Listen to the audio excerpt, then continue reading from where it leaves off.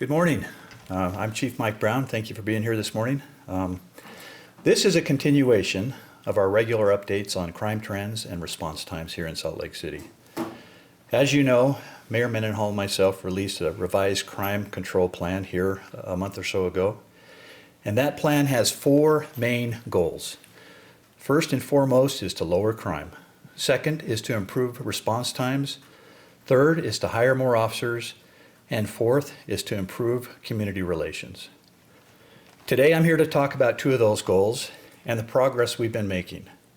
And I'd like to start with lowering crime.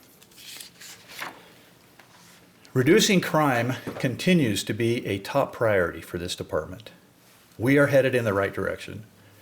As chief, I am pleased with the improvements that we are seeing. You can see on the screen where we are as a citywide here. But still, we have more work that needs to be done. Our officers are committed to keeping our community safe for those who live, who work, and visit Salt Lake City. I want to remind and encourage everyone, if they see a crime, if they're a victim of a crime, or if they see something suspicious, to call 911 or our non-emergency number. Lowering crime takes more than just police officers. It takes our community, and it takes time. While we are doing everything we can, we know that many people aren't seeing or experiencing the 4% drop in overall crime citywide year to date. They're not seeing or they're not experiencing the 23% drop in overall crime citywide in the last 28 days. Take for instance what happened a couple days ago in the area of 1000 West, 900 North. A person had a rifle stolen out of their car. Now this concerns me on a couple fronts. Number one, there's now a gun out on the streets of Salt Lake City that could be used to further crime. Number two, the car owner's been victimized. For them, crime is up 100%, and that means everything to them. On Tuesday, as I was briefing City Council, I talked about how just the sound of gunfire can leave a person, a family, and a community feeling unsafe.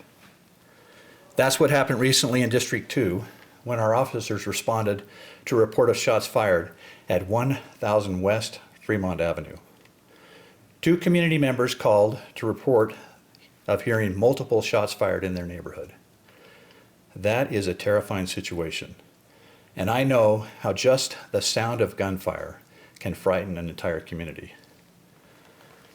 For me as chief, that's a reminder. We have more work to do in District 2. We have to lower weapon offenses, and we have to reduce violent crime. We're doing that every day. A month or so ago, I talked about Salt Lake City has booked into evidence over 500 guns. In November alone, 40 guns have been seized within our communities. We're doing that every day, but there are too many guns on the streets that are being used illegally.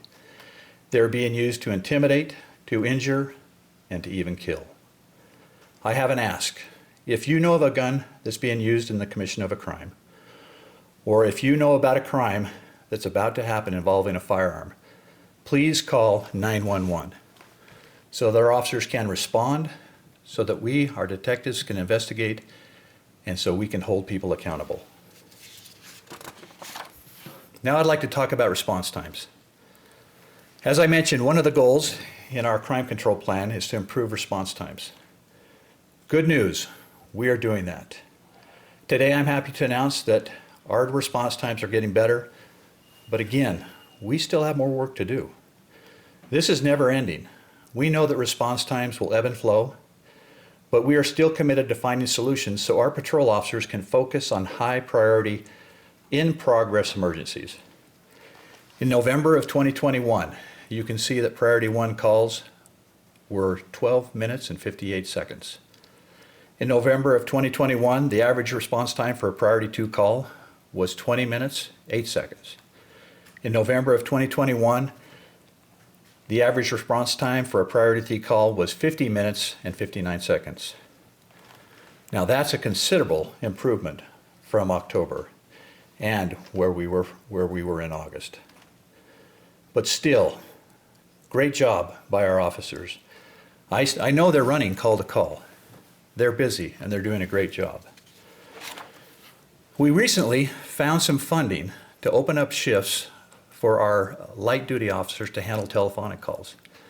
This allows these officers to triage the calls that are sitting in the queue so that our patrol officers can respond and be more available for those high priority calls. In fact, since the start of this program in October 20th, they have fielded more than 1,300 telephonic calls for service. Those are calls that otherwise would have sat in the queue and waited for a field officer to respond on. We're still exploring our call diversion program and our online reporting, both of which will really help and improve response times. And finally, as I wrap up, I once again have to thank the women and men of the Salt Lake City Police Department. They are facing challenges, but they're doing amazing work. Yesterday, we highlighted 2 of our officers were flagged over by a community member who saw a man overdosing and unconscious. Our officers were able to respond quickly.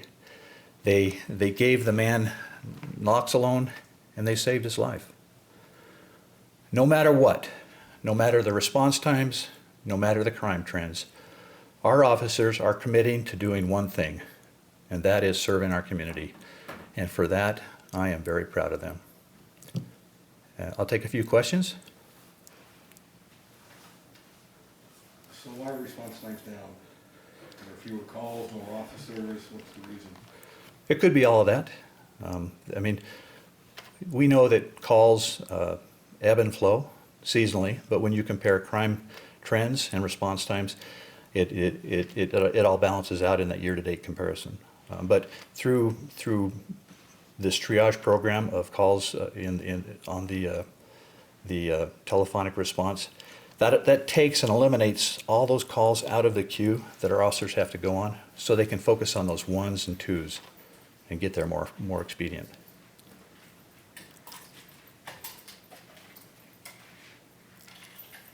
Are you still down a number of officers, and if so, how many? 57 vacancies as of Monday. But good news, we're hiring. We're staffing a class for January. We're staffing a class for May, and one of those goals in our crime control plan is to be fully staffed by June 30th of 2022, I'm sorry. Yeah. At the last media availability, you mentioned a number of measures that we're going to go towards lowering response times, like having different officers come in, or older officers come in and do triage calls, things like that. Can you tell me, I guess, some of the progress of those initiatives and which ones have been implemented already? We have, that's a good question. We have opened up applications for that police civilian response team. So we're taking the applications, we're still building that program. But in the meantime, we've done a lot with our on-duty specialty units, our bike squads, our motor squads. One of their priorities coming out of the gate is to take those calls for service. And then when those calls for service are down and manageable for patrol, they can go back and do some of the specialty work that they do. This light duty response, telephonic response, allows officers that can basically sit at a telephone and take a lot of those calls. Again, reducing the number of calls so that the officers out in the field can respond to those emergency calls that we need them to go to.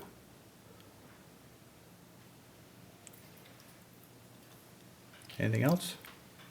Where did the funding come from? I'm not sure that, the bucket, but we have money within our budget. It could be through attrition funding. The officers that we don't have hired leaves money available to do some of this overtime work with. So. You also mentioned an incident where a weapon was stolen out of someone's car recently. And I know at the DA's press conference a couple of months ago, you spoke about the importance of gun safety and responsibly keeping guns and things like that. Is there anything the department is doing to encourage responsible gun ownership and try and keep guns off the street? We have a very proactive public relations unit that puts out a lot of community special interest posts like that, to encourage people to take firearms, lock them up, be a responsible owner. So we do that periodically, put those messages out. That is a big thing, though.